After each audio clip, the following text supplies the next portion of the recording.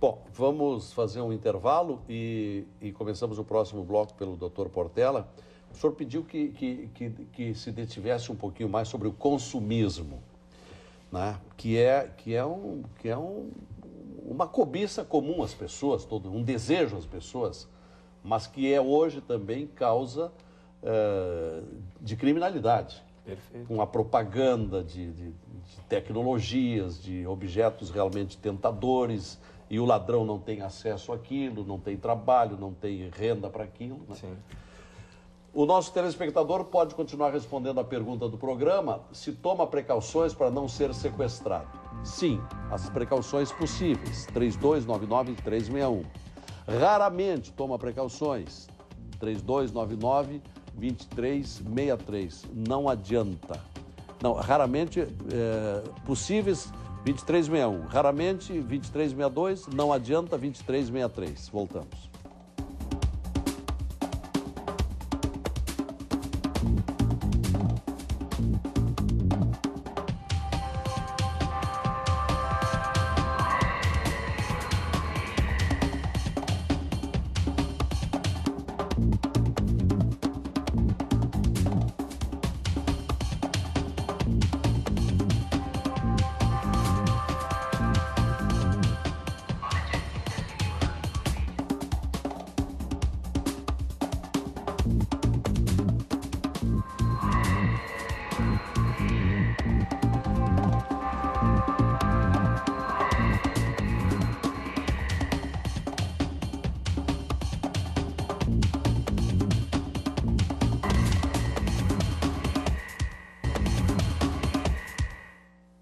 Você tem medo de sequestro relâmpago? E se tem medo de sequestro relâmpago, toma alguma precaução para evitá-los?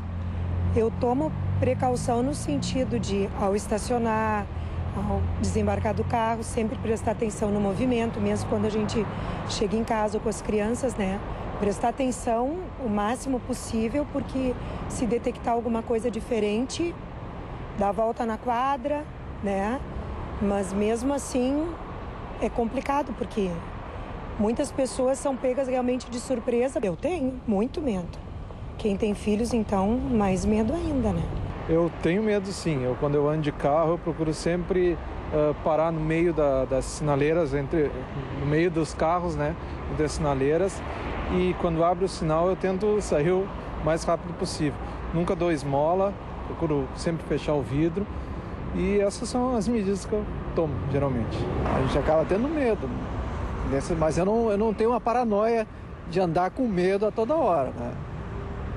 Segue dirigindo normal? Sigo a vida normal. Estamos discutindo no Conversas Cruzadas de hoje a questão do aumento dos sequestros relâmpagos em Porto Alegre. Só em Porto Alegre. Poderíamos também, quem sabe, lá buscar estatísticas de Caxias, de Canoas, de Pelotas, de Passo Fundo, enfim, essas cidades maiores. E estamos perguntando ao nosso telespectador que precauções toma, se toma precauções. Sim, toma as precauções possíveis, 3299-2361. Raramente toma precauções, 3299-2362. Ou não adianta, na sua opinião, não adianta, 3299-2363. Doutor Portela, promotor de justiça da 9ª Vara Criminal. O senhor destacou há pouco o consumismo. Queria falar um pouquinho mais sobre isso. Lazer, com relação ao gráfico apresentado por Zero Hora, inclusive, nós temos como explicar o porquê, a razão desse aumento no número de sequestros relâmpagos. Então, vamos colocar na tela de novo em o Porto gráfico. Alegre. Então, o senhor tem ele aqui também. Então, explique, por gentileza. Nós trabalhamos e a Polícia Civil prendeu em junho uma quadrilha, e só essa quadrilha praticou mais de 30... Só uma quadrilha? Só uma quadrilha. Praticou mais de 30 sequestros relâmpagos. Sendo que um dos componentes, o mentor intelectual dessa quadrilha, e aí vem a questão do consumismo, essa pessoa é um senhor, 41 anos, filho faz universidade particular, tem casa na praia, tem carro, tem apartamento e, por problemas econômicos, se uniu a outros 3 comparsas e eles praticaram mais de 30 sequestros relâmpagos. Isso, aqueles em que houve ocorrência, ou seja, esse aumento Eu trago aqui... Quando foi isso? O primeiro assalto que eles praticaram foi em agosto do ano passado, 2009. É recente. Recente.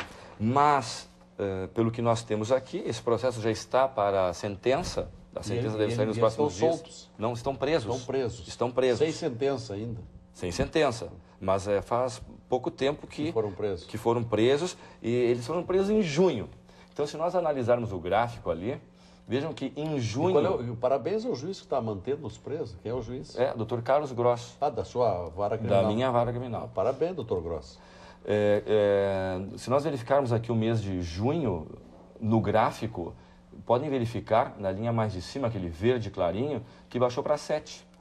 Essa quadrilha praticou, que nós sabemos, ou seja, houve várias ocorrências, mas as que redundaram em denúncia do Ministério Público, porque muitas vítimas, às vezes, ficam com receio de reconhecer os assaltantes. Em janeiro, eles praticaram 7 sequestros.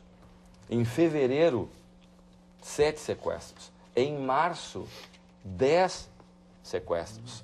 Então, isso... Tudo foi provado na instrução? Sim, provado na instrução, reconhecidos pelas vítimas.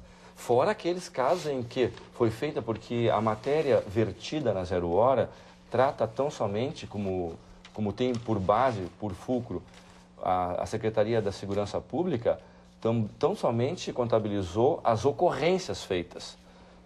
Ou seja, só para... Esse caso aí, o inquérito policial, foi bem feito? Foi bem feito o inquérito policial. Eu lhe pergunto porque há pouco o senhor fez uma cobrança de que os inquéritos, até depois vou pedir ao Dr. Haldi, que os inquéritos precisam ser mais robustos e trazer críticas aos inquéritos tem sido comum aqui nesse programa, as deficiências, principalmente nos crimes de homicídios. O que nós verificamos que atuamos a todo momento, ali com a mão na massa, é isso: quanto melhor for produzido o inquérito policial, que tanto pode levar à condenação ou à absolução de um acusado. Mas o que nós precisamos é de provas robustas que levem. Esse inquérito, por exemplo, foi muito bem feito, muito bem elaborado pelos policiais. O que aconteceu? As pessoas estão presas. Em razão disso, da prisão dessas pessoas, se pode analisar até em direito penal, prevenção especial, prevenção geral. E quantos estão presos nesse crime aí? 2 estão presos. 2? Tem uma moça que é esposa de um deles, que só recebia esse produto, e um terceiro que fazia o que se chama da segunda, ou seja, dava aquela cobertura com outro automóvel. Mas a quadrilha era maior do que 2? Não, a quadrilha eram 4. Eram 4 pessoas. Hoje em dia se fala em quadrilha quem tem 6, 8, 6, Essa, particularmente, era composta de 4 pessoas. Tem 2 soltos. Uma moça, que em tese não praticava os delitos, e o outro também que fazia, não participou também de todos os delitos, mas os principais, que era esse de classe média, com casa na praia, etc. Estão no presídio central? Estão presos e continuarão, que é o que nós queremos. Claro. Já ingressaram com vários pedidos de liberdade, foram indeferidos pelo magistrado, também foram ao tribunal. Pedidos indeferidos. São réus primários? Réus primários. Milagre não estarem soltos, né? Bem, é o nosso trabalho também, em razão do que eles fizeram, da pena que está prevista no artigo 158, parágrafo 3º do Código Penal, da extorsão, uma extorsão qualificada, então, que prevê, então, pena de 6 a 12 anos de reclusão. O senhor está pedindo quanto de condenação? Nós vamos pedir a pena máxima, não é? Mas é muito difícil que... Sim. Até porque... Se são primários, vão pegar a mínima. Mas como são vários fatos... Bom, pela repetição. Pela repetição dos fatos. Se houver concurso material, que nós vamos propugnar, o ideal é que eles fiquem presos bastante tempo. Mas para dizer isso, que uma quadrilha faz com que o índice ou a estatística chegue a esse nível. Ela foi responsável pela metade, no mínimo a metade dos sequestros em Porto Alegre. Outra questão do Rio de Janeiro... Mas deve ter deixado alguém na rua, porque se aumentou agora para 87 em 6 meses, qual é a causa? Não, é que eles foram presos em junho. No momento que eles foram presos... Junho agora? Agora.